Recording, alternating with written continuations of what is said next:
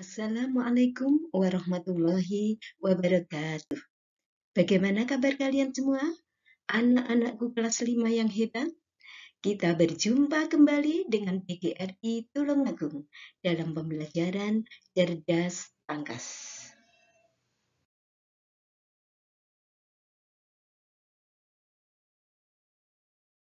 Kali ini kita akan membahas tema 2, makanan sehat. Subtema 1, bagaimana tubuh mengolah makanan? Pembelajaran 3. Ayo disiapkan buku cerdas pangkasnya. Pada pembelajaran 3 ini, ada 3 muatan yang akan kita pelajari, yaitu muatan bahasa Indonesia, PPKN, dan IPS. Yang pertama, kita akan belajar muatan bahasa Indonesia pada 3.4 dan 4.4. Kali ini kita akan mempelajari tentang iklan. Iklan adalah segala bentuk pesan promosi produk atau jasa yang disampaikan melalui media tertentu. Bagi orang yang berkecimpung di dunia bisnis, pastinya tidak asing dengan iklan. Dalam kehidupan sehari-hari, kita juga sering menjumpai iklan dalam berbagai macam bentuk dan media penyampaian, mulai dari televisi, radio, koran, media online, papan reklame, dan sebagainya. Bagi perusahaan penyedia barang atau jasa, iklan pastinya menjadi andalan utama untuk memperkenalkan dan memasarkan produk-produknya. Hal tersebut bertujuan untuk menarik konsumen agar membeli barang atau menggunakan jasa yang diiklankan. Iklan diharapkan memberikan dorongan pada masyarakat untuk membeli produk yang ditawarkan. Dengan demikian, diharapkan konsumen dapat bertindak untuk membeli produk tersebut. Iklan harus dibuat semenarik mungkin agar masyarakat tertarik untuk membeli produk tersebut. Berikut beberapa tujuan pembuatan iklan dari sisi pembuat barang atau penyedia jasa iklan. Antara lain, 1. Memberitahu masyarakat. 2. Mengajak masyarakat supaya membeli produk tersebut. 3. Mendukung terjadinya penjualan.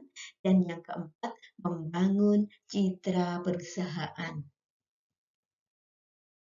Nah, selanjutnya tugas kalian adalah mengamati iklan yang ada di buku cerdas pangkas kalian. Amatilah iklan tersebut, lalu jelaskan apa tujuan pembuatan iklan tersebut. Ayo kita lihat bersama-sama. Di dalam iklan tersebut ada tulisan ikan bergizi tinggi, murah, dan enak.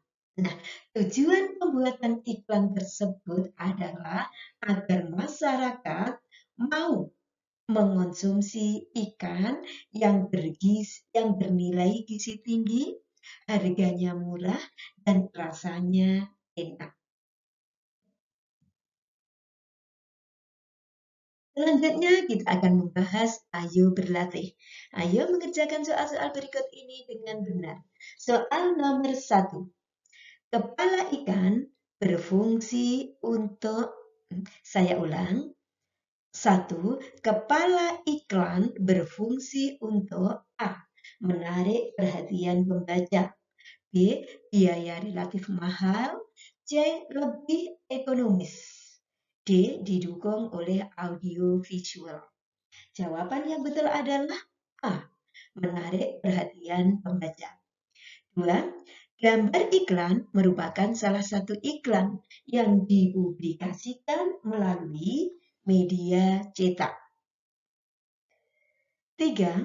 Iklan yang baik harus dapat menarik perhatian masyarakat umum. Hal ini merupakan pertimbangan unsur perhatian atau attention. 4.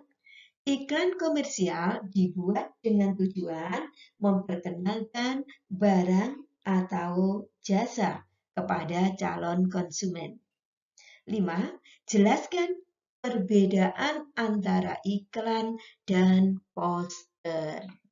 Perbedaan iklan dan poster, kalau iklan adalah reklame yang dipasang di surat kabar atau majalah. Sedangkan poster adalah reklame yang berisi pengumuman, pemberitahuan, anjuran, ajakan, dan peringatan.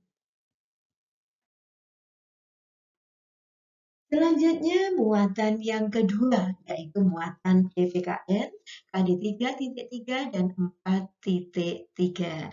Kali ini kita akan mempelajari tentang makna keberagaman.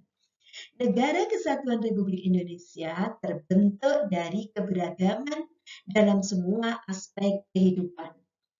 Melalui jenis kelamin, meliputi jenis kelamin, wilayah, suku bangsa, agama, ras, dan golongan. Keberagaman tersebut merupakan kekayaan dan keindahan bangsa Indonesia. Adanya keberagaman di Indonesia menjadi modal persatuan dan kesatuan bangsa. Keberagaman masyarakat Indonesia dipengaruhi oleh beberapa faktor, baik dari dalam maupun luar masyarakat. Secara umum, keberagaman masyarakat Indonesia dipengaruhi faktor alam, masyarakat, dan individu. Kehidupan masyarakat di Indonesia yang sangat beragam disebabkan oleh beberapa faktor penyebab, antara lain lingkungan fisik daerah, keyakinan atau agama, kehidupan sosial budaya, faktor sejarah, dan kemampuan beradaptasi. Keanekaragaman melahirkan toleransi. Bila antar warga dalam masyarakat dapat saling menerima dan menghargai dengan perbedaan dan keanekaragaman yang dimiliki. Keanekaragaman yang ada di bangsa ini dapat menjadi sumber harmoni dan bukan menghasilkan pertentangan atau konflik. Ini dapat terlaksana bila anggota masyarakat tidak menjadikan keanekaragaman sebagai sumber perselisihan, tetapi suatu yang dihargai dan menimbulkan adanya toleransi. Sebagai pelajar, kita harus berperilaku dan mempunyai semangat kebangsaan dalam mempertahankan keragaman budaya bangsa. Di antaranya, 1. Mengetahui keanekaragaman budaya yang dimiliki bangsa Indonesia. 2. Mempelajari dan menguasai salah satu seni budaya sesuai dengan minat dan kegemarannya. 3. Merasa bangga terhadap budaya bangsa sendiri. Dan yang keempat, menyaring budaya asing yang masuk ke dalam bangsa Indonesia.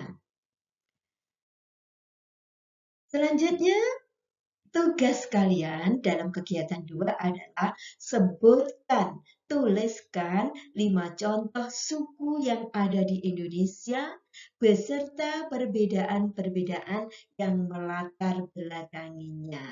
Kalian bisa menuliskan, bisa mencari di buku atau di internet bahwa di Indonesia ini banyak sekali suku bangsa. Kalian bisa mencari yang ada di Pulau Jawa, di Pulau Sumatera, Kalimantan, Sulawesi, ataupun Papua. Tuliskan keunikan-keunikan suku tersebut. Selanjutnya, ayo kita bahas, ayo berlatih. Ayo mengerjakan soal-soal berikut ini dengan benar. Soal nomor 1. Kegiatan yang dilakukan untuk membersihkan rumah secara bersama-sama menunjukkan nilai kebersamaan di lingkungan. A. Tempat bermain. B. Masyarakat. C. Sekolah. D. Rumah. Jawaban yang betul adalah D. Rumah. 2. Keragaman budaya merupakan kekayaan yang tidak dimiliki oleh bangsa lain. Oleh karena itu, kita wajib melestarikan sebagai aset budaya bangsa. 3. Keberagaman kesenian di Indonesia harus disikapi dengan saling menghargai. 4. Keberadaan masyarakat yang majemuk merupakan titik-titik bangsa Indonesia, merupakan kekayaan. 5. Mengapa keberagaman masyarakat Indonesia sangat penting? Keberagaman masyarakat Indonesia sangat penting karena dengan keberagaman masyarakat dapat belajar untuk saling bertoleransi terhadap sesama. Muatan selanjutnya adalah muatan IPS KD 3.2 dan 4.2. Kita akan membahas tentang interaksi sosial.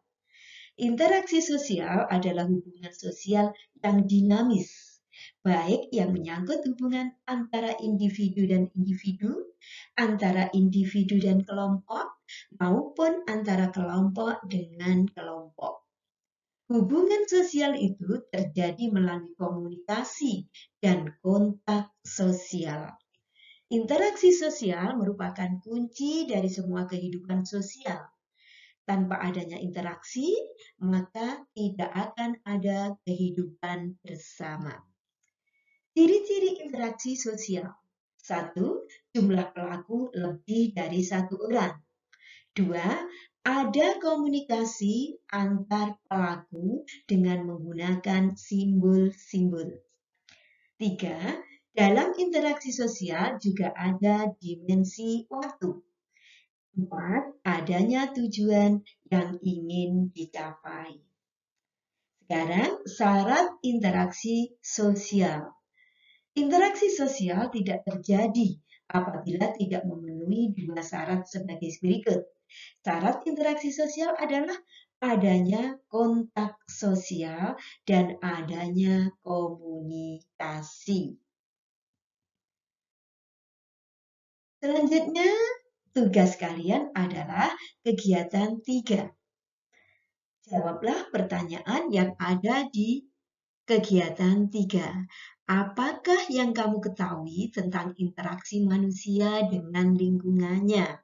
Yang jelas, manusia akan memanfaatkan lingkungannya dengan diimbangi dengan melestarikannya. Jangan hanya memanfaatkan tanpa melestarikan. Jadi agar seimbang, maka manusia harus memanfaatkan lingkungan disertai dengan pelestarian. 2. Mengapa manusia melakukan interaksi dengan lingkungan? Karena manusia membutuhkan lingkungan untuk memenuhi kebutuhan hidupnya. 3. Diskusikan jawaban kamu bersama teman sebangkumu. Nah, kalian bisa berdiskusi, bisa mencari jawaban-jawaban lain yang sesuai. Selanjutnya kita akan membahas ayo berlatih. Ayo mengerjakan soal-soal berikut ini dengan benar. 1. Berikut ini contoh interaksi sosial di lingkungan keluarga adalah A. Anak membicarakan masalah di sekolah dengan orang tua. B. Siswa mengikuti musyawarah pemilihan ketua kelas. C. Kepala keluarga mengikuti kegiatan ronda. D. Wisatawan asing melihat pertunjukan seni tari gambyong. Jawaban yang betul adalah A. Anak membicarakan masalah di sekolah dengan orang tuanya, tentunya di rumah.